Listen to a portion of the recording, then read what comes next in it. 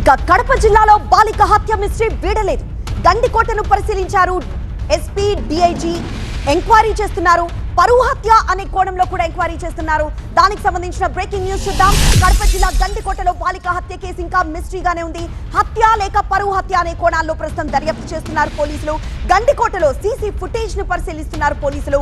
గండికోటను DIG Praveen, SP Ashok Kumar పరిశీలించారు. Special team, dog squad తో ప్రస్తుతం ఎంక్వైరీ చేస్తున్నారు.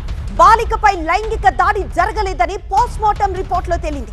మరోవైపు బాలిక స్వగ్రామంలో అంత్యక్రియలు పూర్తయ్యాయి. మొన్న ఉదయం 8:30 బాలికని గండికోట తీసుకువెళ్లాడు లోకేష్. 10:40 గండికోట నుంచి ఒక్కడే వెనక్కి వెళ్లిపోయాడు లోకేష్. బాలిక కాలేజ్కి వెళ్లలేదు అనే విషయం ఇంట్లో తెలిసిందని భయపడి తనను అక్కడే వదిలేసి వెళ్లిపోయాడు లోకేష్. తర్వాత గండికోటకు బాలిక బంధువు సురేంద్ర వెళ్లినట్లు గుర్తించారు పోలీసులు.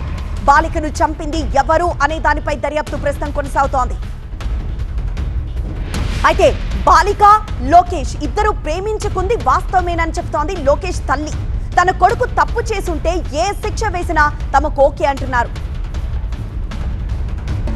మనమైనా ఆడపిల్లలు చిన్న వయసు మీరు తెలిసి చేస్తున్నారో తెలియక చేస్తున్నారో మానుకోండి నాయన అని వాళ్ళ ఆయన మేము అడిగినాం.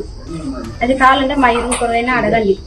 నిన్న గండికోటకు పోతున్నారని నిన్న వచ్చింది సార్. మాకు గండికోటకు పోయి నాకు తెలియదు. మా బిడ్డకు బాగాలేక మేము హాస్పిటల్లో ఉన్నాము. హాస్పిటల్లో ఉన్నాక సాయంత్రంగా నాకు తెలిసింది మా పిల్లోడు ఇట్లా పని లేడని. అంతవరకు నాకు తెలియదు. పిల్లోడు పిలుచుకుపోయడం అయితే నిజమే, వాడు పిలుచుకురాని తప్పు అయింది మా పిల్లోడిని. అది నాకు తెలిసి సార్. మా పిల్లోడు పిలుచు రాకుండా వచ్చింది తప్పే. పిలుచుకో తింటే ఇంత సమస్య ఉండకూడదు. నా కొడుకు తప్పు చేసి నేను మీరు ఏదైనా చేసేయండి మా పిల్లోని.